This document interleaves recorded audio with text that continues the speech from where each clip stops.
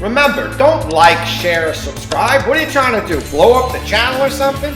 I got enough on my plate.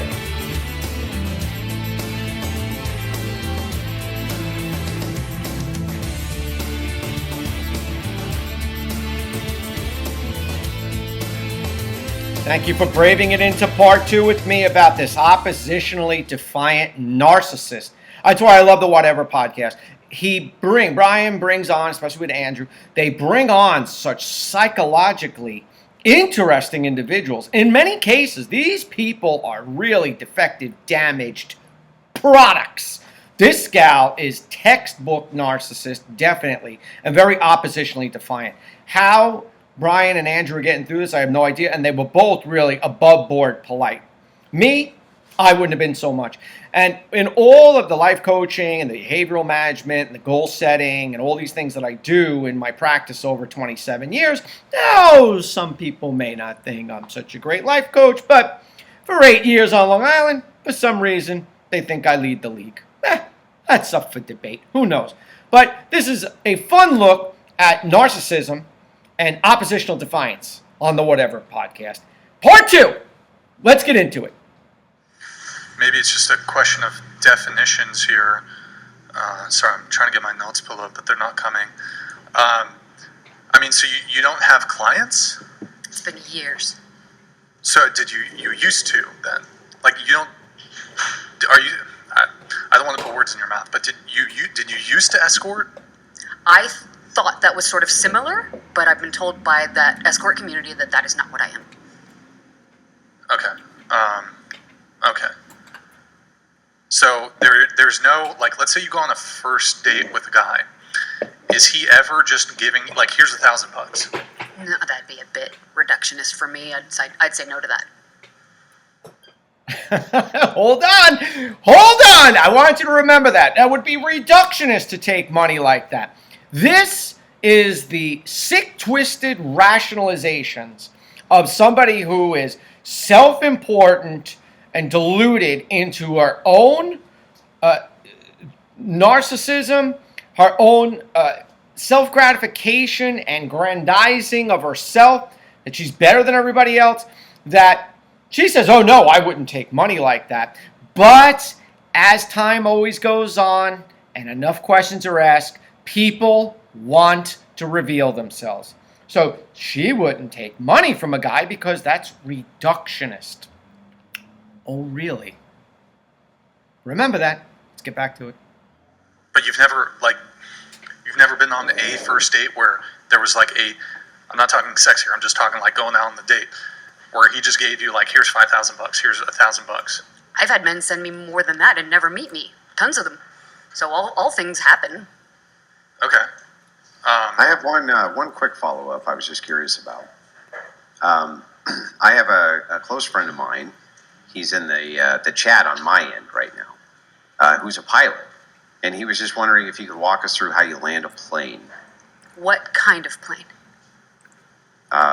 Any kind of plane.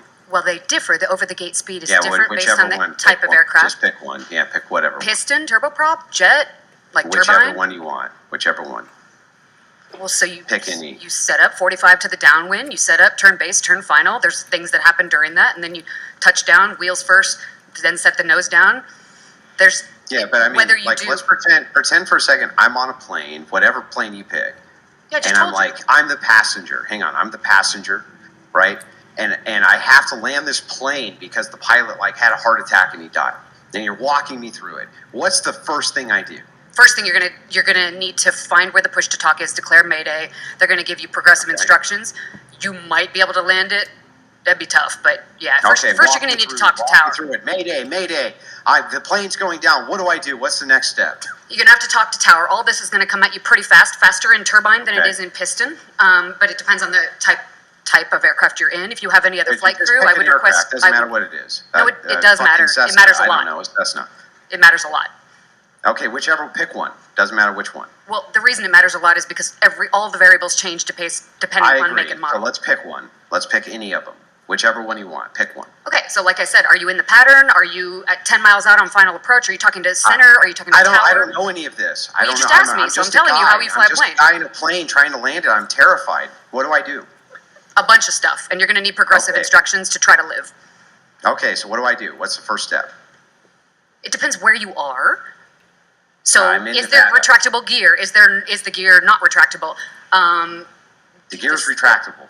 Okay, so it's at a certain point. It's after you 45 to the downwind. Before you turn base, you're going to have to put the gear down, and you're going to declare Mayday. So they're going to give you the walk run. me through it step by step. Don't listen. If you want me to talk, you listen. Wait, when I talk, you listen. Andrew, are you thinking that she's not telling the truth about the pilot thing? I'm pretty sure this all sounds legit. I'm not saying anything. I'm just wondering if you could walk me through, because this pilot buddy of mine, he's saying just ask her to walk you through how I land this plane step by step. I mean, that's all. That sounds pretty legitimate to me, Andrew. I'm not saying it's not legitimate. I'm just asking the question. Right, but every time I tell you how to fly a plane, you interrupt me, though. When I speak, you listen, Andrew. Okay, I'm listening. Great. Do you see what I'm saying? I left all that in there. I cut part of it out, but I left that in there just to show you that she's not stupid. She is intelligent. There's no doubt about it. She could be absolutely and truly a legitimate pilot, but she couldn't just, for the purposes of the podcast and saying, okay, let's just say, for example, let's play out a hypothetical situation. Like every movie, the pilot has a heart attack, and can anybody fly the plane? And I'll give it a shot. And I flew an air glider once. I made a paper airplane in 5th grade. I'll give it a roll because nobody else is stepping up. So you step into the cockpit of, let's say, a 737, a Boeing. Okay. She couldn't say, okay, the first thing you would do is this. You would want to do this. Then you would talk to the tower. She couldn't just go along with the hypothetical, for instance, situation and be able to articulate that, yeah, I'm a pilot. You're questioning whether or not I am, and I'm going to prove I am in a very rudimentary way. But she had to be, again, let's bring it up. I want to see it. She wanted to be, again, bring it up. She wanted to be oppositionally defiant. Let's go back to the list, right? So she was excessively arguing with him. She had to. She was really being obnoxious. She didn't want to go along with what Andrew wanted. So she was really forcibly not looking to comply with his questioning of her qualifications or asking her to qualify herself. So in order to annoy and upset him, she just had to just argue right back. And that was her outburst of anger. And she was resentful that he was even questioning that she was a pilot, right? So to be spiteful, she was just mocking him and saying certain things. Oh, you turn 45. What is she even talking about? I don't know. I'm not a pilot either, right? So then she started to get mean and nasty, and she showed that she had that vindictive behavior by saying, when I talk, you listen, because she's going to try to lower the authority of Andrew because she is oppositionally textbook defiant. Were you able to get through that? Part 3 is coming. Take a drink. Here we go.